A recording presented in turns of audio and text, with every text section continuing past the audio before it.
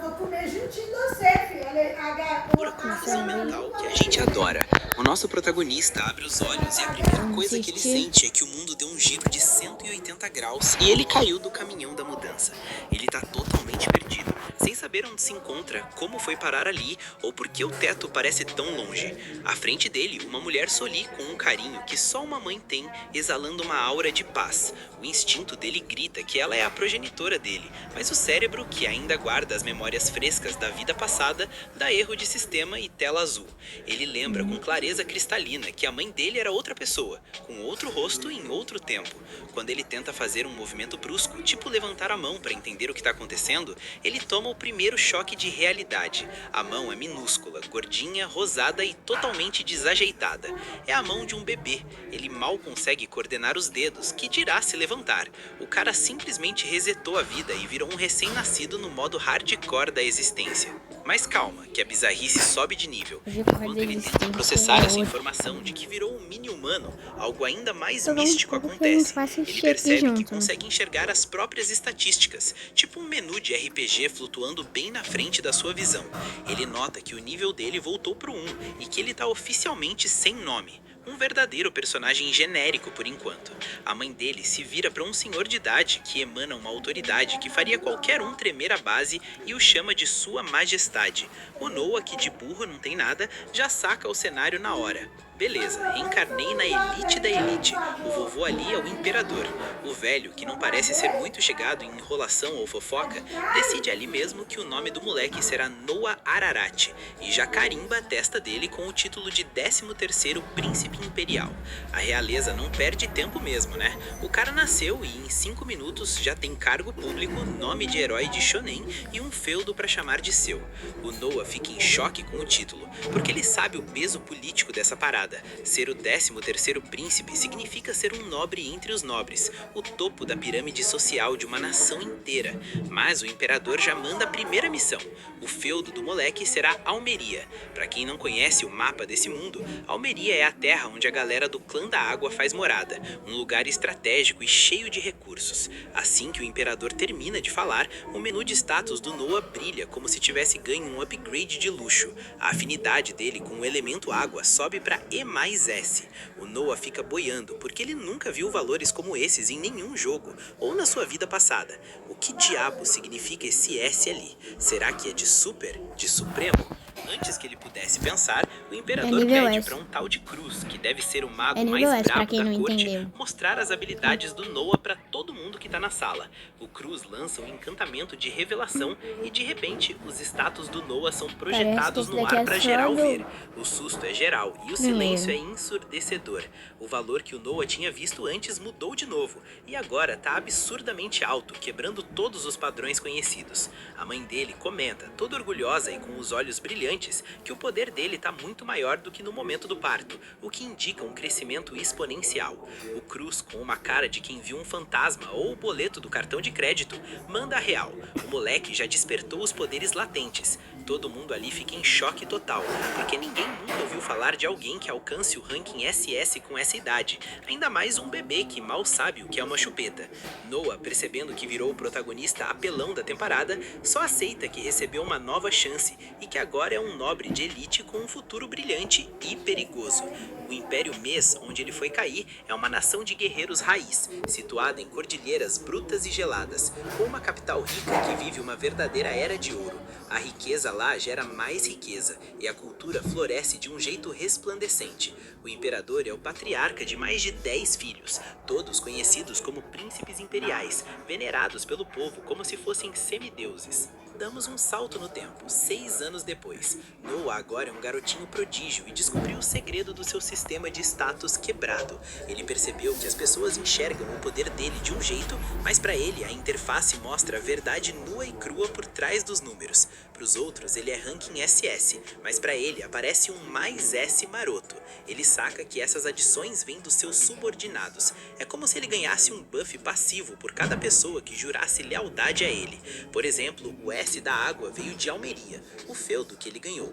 Outros bônus vieram das suas próprias donzelas e servos fiéis. Ou seja, se ele quiser ficar mais forte que o boss final, ele só precisa de mais gente trabalhando para ele. O nível dele pode aumentar de forma infinita, contanto que ele continue sendo um bom gestor de pessoas imperial. É a build perfeita para quem quer dominar o mundo sem suar a camisa. No dia a dia da mansão, o No é o auge da elegância e da fofura aristocrática. Ele sai do quarto todo arrumado, com Não faço a roupas que menor ideia custam do que mais é que o bairro aristocrática. inteiro. Alguém E as pode donzelas comentar já começam um aí? hype, elogiando como ele é educado, calmo e Primeiro sereno. react do Elas canal, comparam né, ele gente? com outras crianças Não da sei mesma se vai idade, acontecer. que geralmente estariam destruindo os móveis, fazendo birraça ou comendo terra.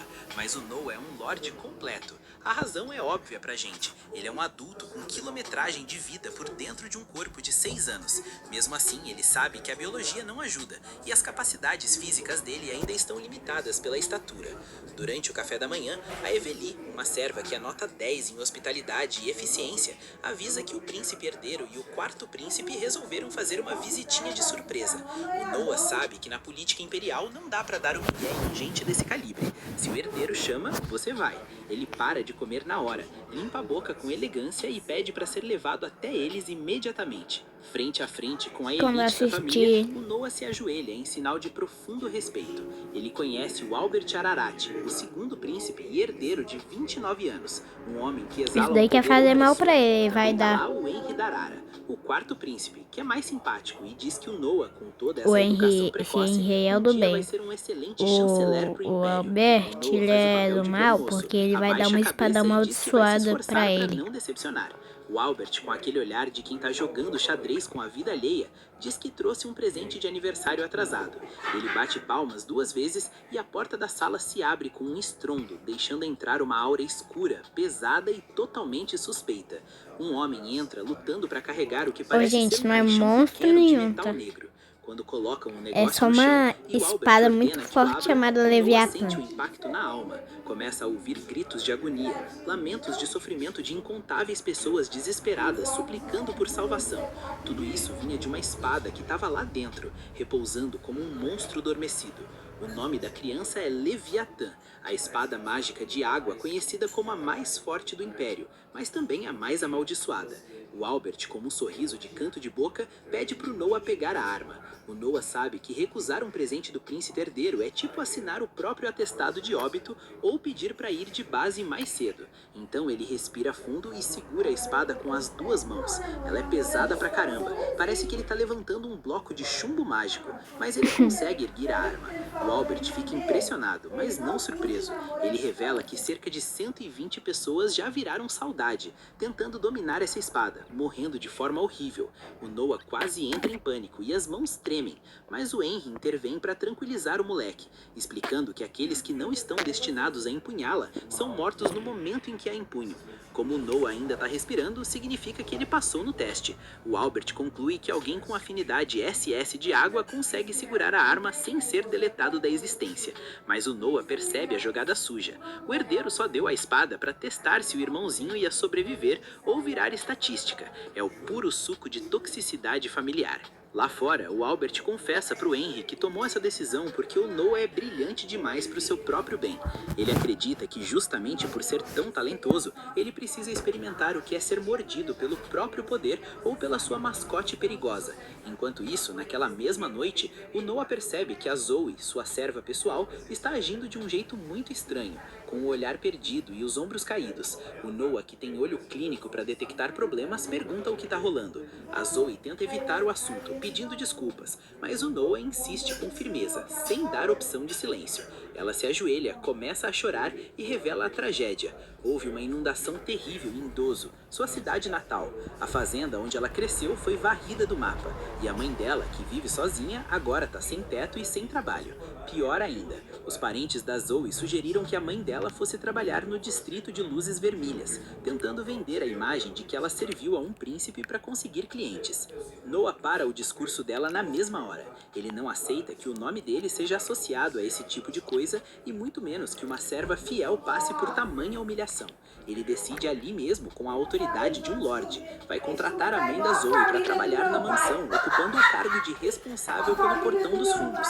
Com um salário generoso de 10 real por mês. Para você ter uma noção da caridade, isso é muito acima do padrão de mercado para um trabalho tão simples. Ele ainda libera uma casa que estava sem uso nas periferias da capital para elas morarem com dignidade. A Zoe entra em colapso de gratidão e chora baldes. O Noah sabe que se ele deixar uma ex-serva dele se vender nas ruas, o título de 13º príncipe não vai valer nada. Ele resolve o problema protegendo sua honra e ajudando quem merece.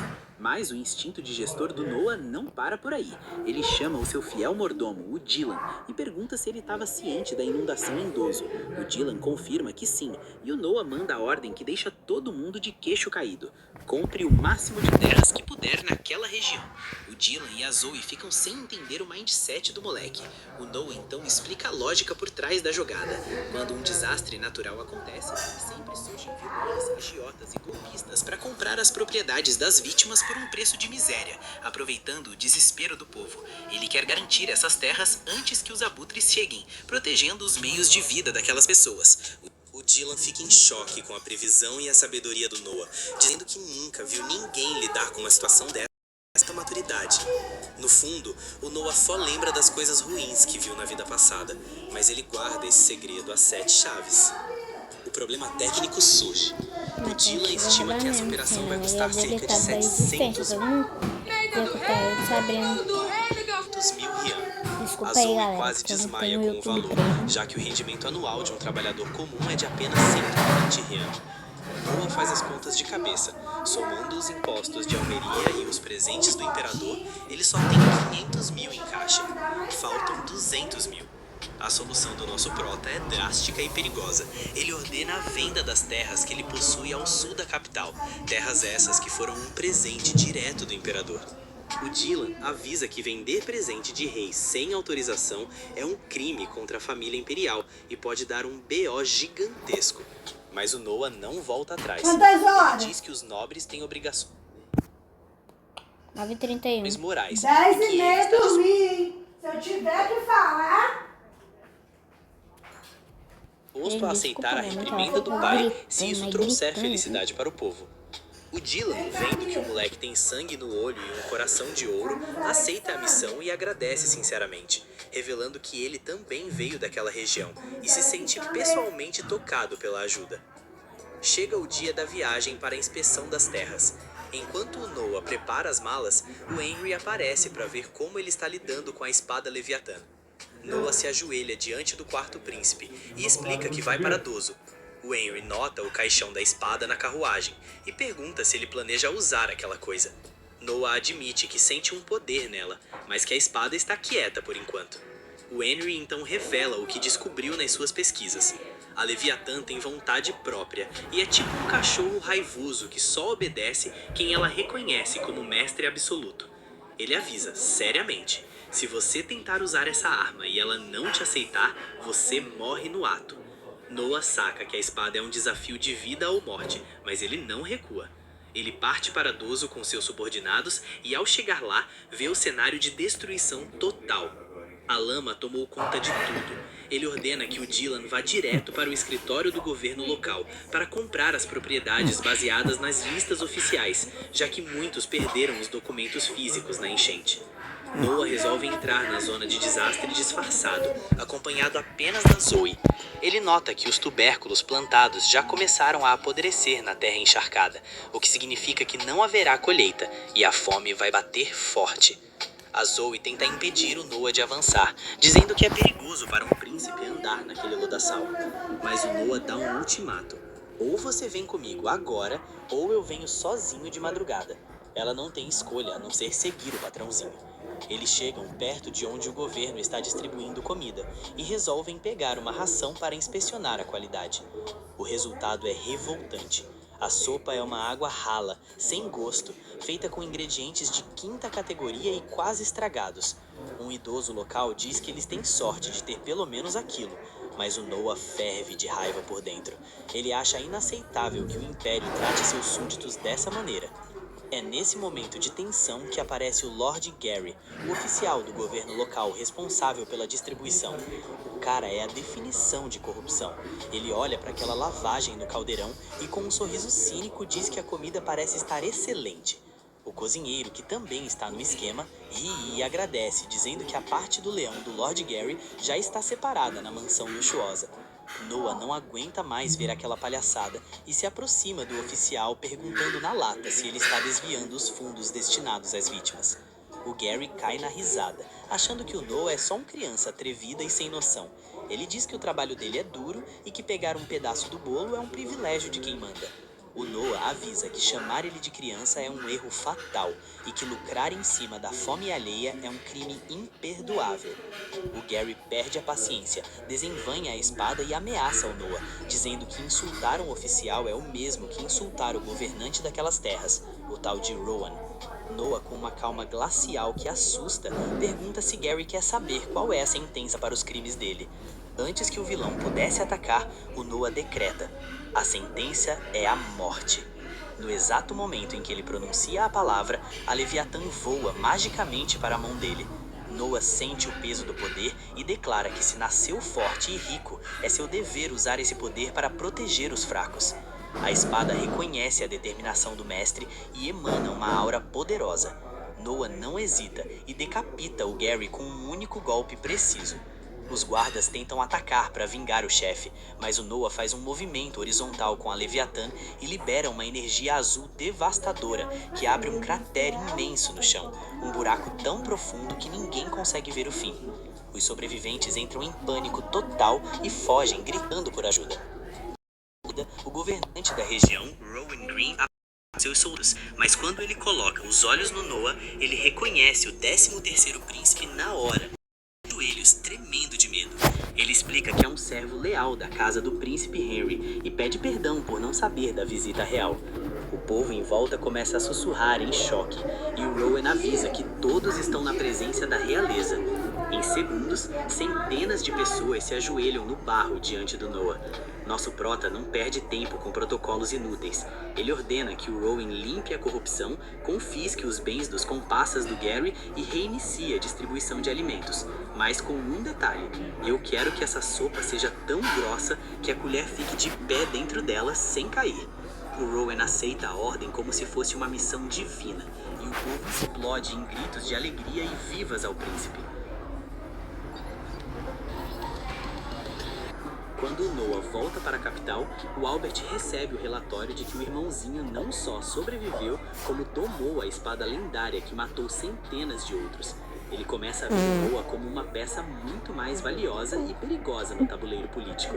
O imperador também convoca o Noah para uma conversa particular. O Noah já entra na sala preparado para levar o maior sermão da história por ter vendido as terras que ganhou de presente.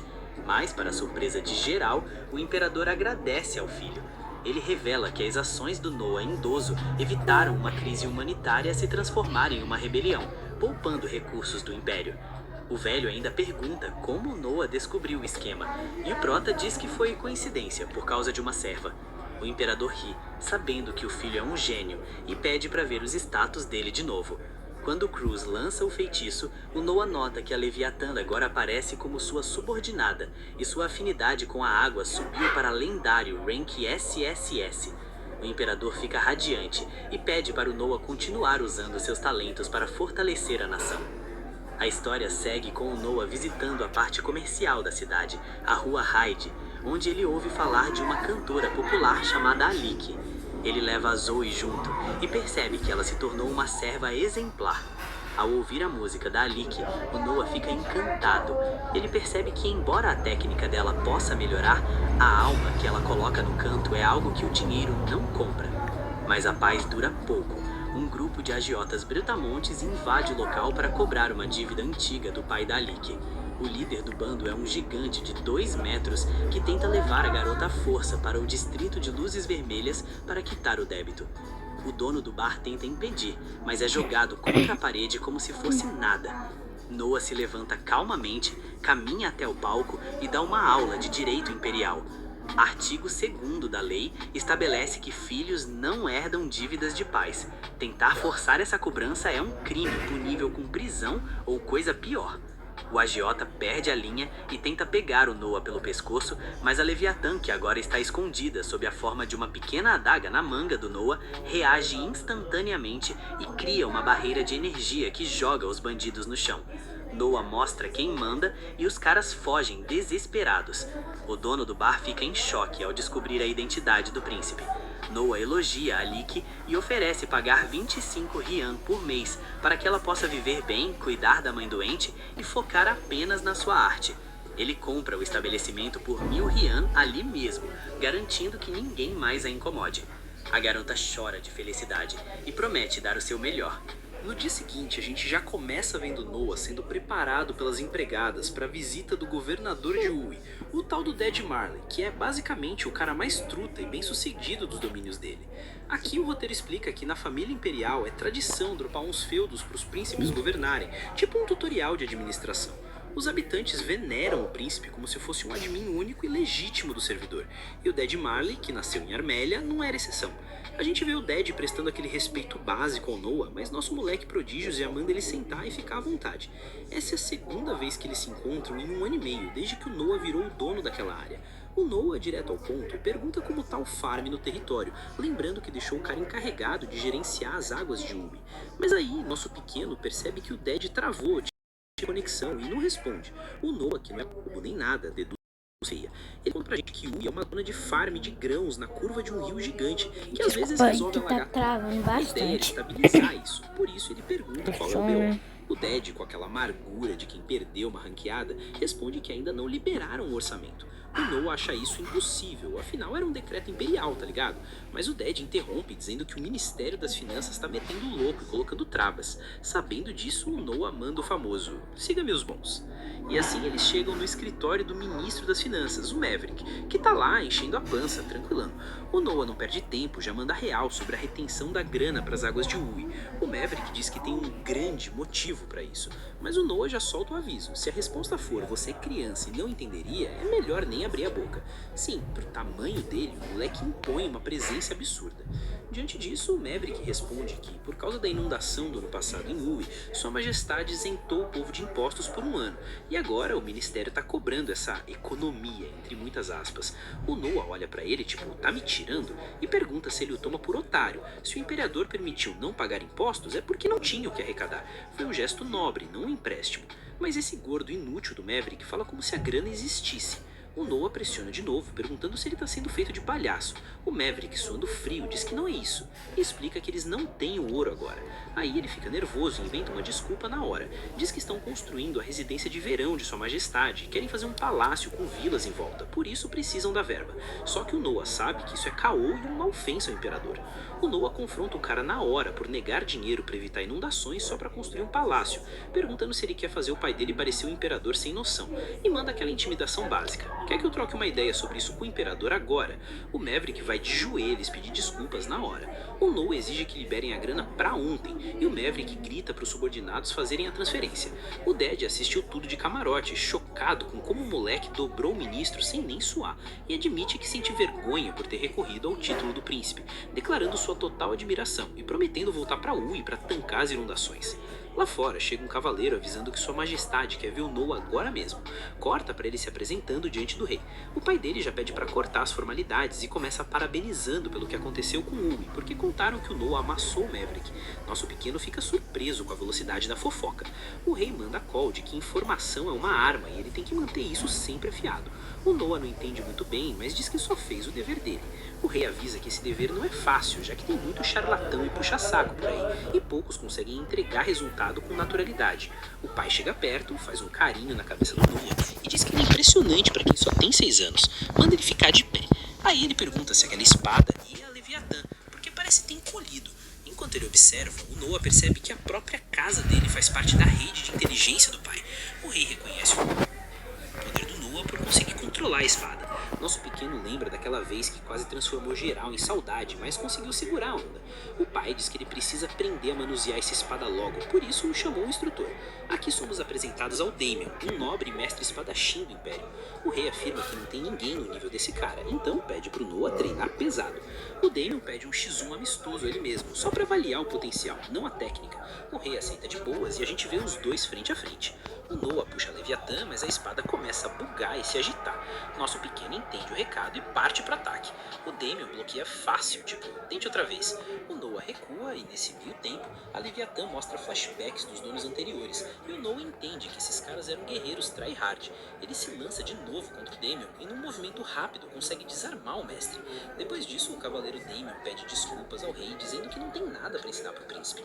Ele explica que apesar de ter a força de uma criança, a técnica dele foi suficiente para desarmá-lo, o que prova que ele já manuseia a espada como um mestre e seria insolência tentar ensinar mais. Ouvindo isso, o rei começa a rir e diz que o vosso protagonista é incrível, todo orgulhoso. Por causa disso, ele confia ao Noah a seleção de cavaleiros desse ano. O Noah nem questiona e promete cumprir a missão. Agora rola aquela explicação de lore. A seleção de cavaleiros é um evento gigante do Império, onde o caminho da espada é a única forma de subir de elo social. Guerreiros de várias regiões lutam até a morte na capital e os vencedores viram cavaleiros, entrando para a classe alta. O Noah revela que a primeira missão de um cavaleiro é obedecer ao seu examinador. Então, se ele conseguir recrutar um cavaleiro OP, ele fica mais forte. O rei pergunta qual método ele vai usar. O Damien sugere um Battle Royale ou eliminação direta. O Noah ignora e pede só uma coisa: cancelar as eliminatórias regionais e fazer todo mundo lutar na capital, na frente dele. O rei pergunta por quê, e o Noah explica que o Império é grande demais, ele não consegue vigiar as regionais e seria vacilo perder um talento Tier S por algum motivo besta. O rei autoriza e diz que confia no critério dele. Agora no palácio, o Noah pergunta pra Zoe se tem algum aspirante da aldeia dela pra seleção. A Zoe confirma, já que pra gente como eles é a única chance de upar na vida. Por isso, todo ano manda um candidato. Comenta sobre o plano de trabalho da capital. A Zoe acha legal assim. É besteira, mas na aldeia dela só manda um, pra não porque ficar a viagem e a atrapalhando o estadia vídeo. custam uma fortuna. Eles fazem vaquinha e mal dá pra um. Ela explica que o candidato carrega o peso das expectativas da vila toda, então é tensão pura. Diante disso, o Noah toma uma decisão. Como ele quer volume e não quer perder talento por falta de grana, ele vai bancar a viagem e a hospedagem de geral. A Zoe diz que o povo ia ficar felizão, mas avisa que isso custaria rios de dinheiro. Mas aqui o Noah mostra que além de governante é empresário e visionário, ou golpista do bem, porque para não gastar construindo alojamento, ele chama o Dylan para investigar quantas casas vazias tem na capital e manda comprar tudo. E se faltar, aí sim constrói um albergue. Também precisam de comida, então ele pede para contatar os comerciantes de confiança. Enquanto isso, ele vai para a cidade, deixando a Zoe maravilhada com o quão incrível é o patrão dela. Depois disso, vemos o Noah com o Byron. O cara passa um orçamento para a seleção com um preço ridículo, que a gente não vê, mas deve ser alto. Mas o Noah diz que isso deixaria o Byron na falência. Mesmo assim, o Byron não tá preocupado, já que é pedido direto do terceiro príncipe. O Noah saca que ele quer algo em troca, porque nenhum comerciante perde grana por amor. Então pergunta logo o que ele quer. O Byron admira a esperteza do moleque. Ele conta que paralelo à seleção, rola um exame para contratar pessoal no palácio e pergunta que tipo de candidato costuma passar. O Noah deduz o plano. O Byron quer infiltrar uma waifu no palácio para ter acesso rápido a informações. E se o rei curtir a garota e ela virar consorte, o lucro do Byron seria incalculável. O louro fica nervoso e diz que isso é independente, pois já mandou um presente para a residência do Noah. O Noah entende que é um pagamento adiantado e elogia mentalmente a astúcia do cara. Ele aceita, mas com uma condição. A mulher tem que ser interessante pro Noah, assim ele pode interceder por ela. O Byron concorda em buscar uma jovem Gade. Além disso, ele pede permissão para usar o grasão da casa do Noah no negócio, já que percebeu que não tem aliado melhor. Nosso que ele vire subordinado. Traição. Na hora. Já na carruagem, o Noah comenta que com o Byron no time ele ganhou vantagem e pode ficar mais forte. Do nada começa a chover. O Noah nota que o rank dele de água caiu de SS para S e suspeita que deu ruim em Armélia. Ele manda a Zoe tocar pro palácio para ver o rei. Chegando lá, o rei confirma que tem algo estranho em Armélia, mas admite que foi só intuição. Nisso chega um súdito avisando que estourou uma revolta em Armélia. Com essa info, o rei pergunta pro Noah qual é o tamanho da treta. O Noah pensa que com o rank de água dele caindo pela metade, parece que o poder foi cortado pela metade, mas na real é só uma fração. Então ele infere e diz pro rei que é uma revolta pequena. O rei confirma. Os reportes falam de umas 5.000 pessoas. Ele pergunta se o Noah quer ir lá resolver a parada ao território dele. O Nua responde que sem chances, afinal ele é uma criança e não tem XP de campo de batalha, além de não saber se os soldados vão obedecer. Ele sugere mandar qualquer um dos irmãos.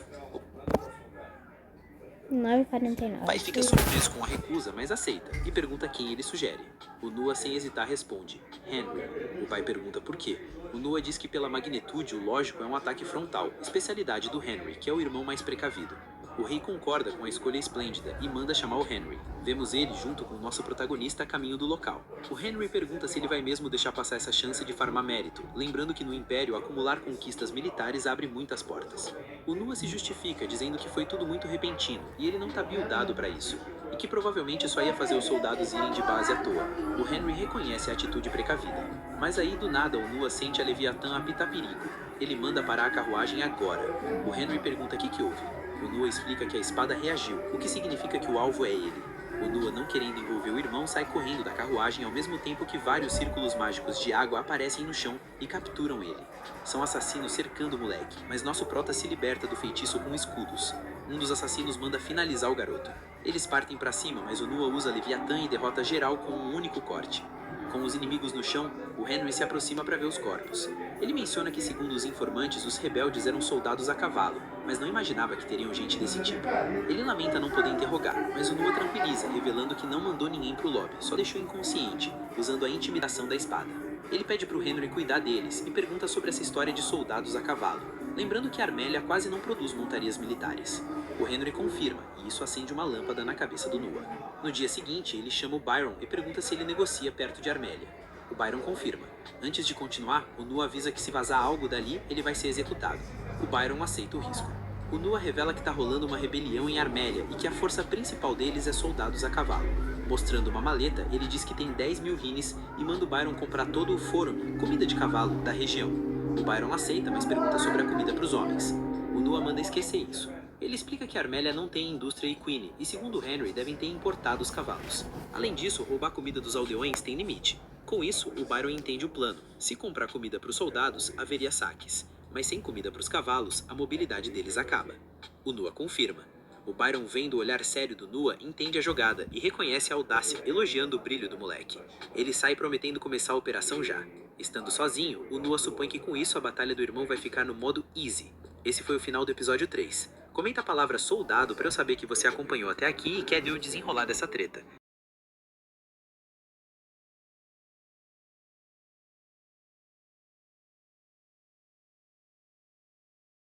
Então, galera, se você gostou desse vídeo, deixa o like, se inscreve no canal e tchau.